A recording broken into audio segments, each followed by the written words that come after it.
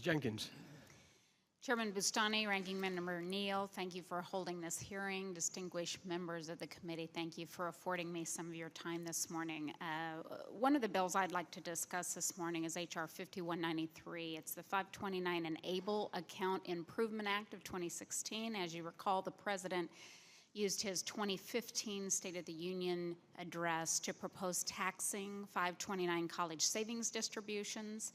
In response, my colleague, Congressman Ron Kine, and I worked closely on legislation to protect 529 plans, and it became law at the end of last year.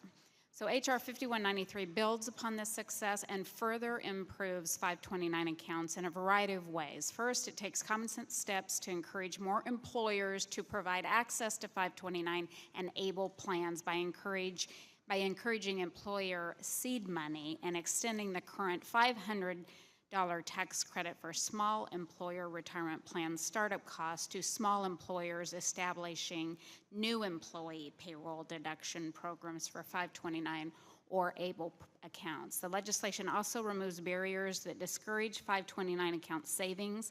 I've heard from many families that do not set up these accounts because of the 10% penalty tax that occurs when someone makes a non-qualified distribution. This bill addresses these concerns by extending the current exception from the 10% penalty tax to transfers made directly from 529 accounts into IRAs, transfers made from 529 or ABLE accounts to charity, and withdrawals from 529 accounts to pay for student loans. Finally, the legislation would repeal the unnecessary IRS interpretation of the investment direction limitation on these accounts, as well as allow tax-free rollovers from 529 accounts to ABLE accounts.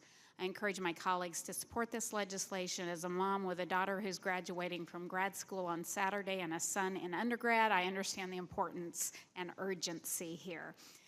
I'd like to move on to another important bill, H.R. 4626, the Building Rail Access for Customers and the Economy Act, known as the BRACE Act. Across Kansas, small privately owned freight railroads move goods and raw materials for our constituents.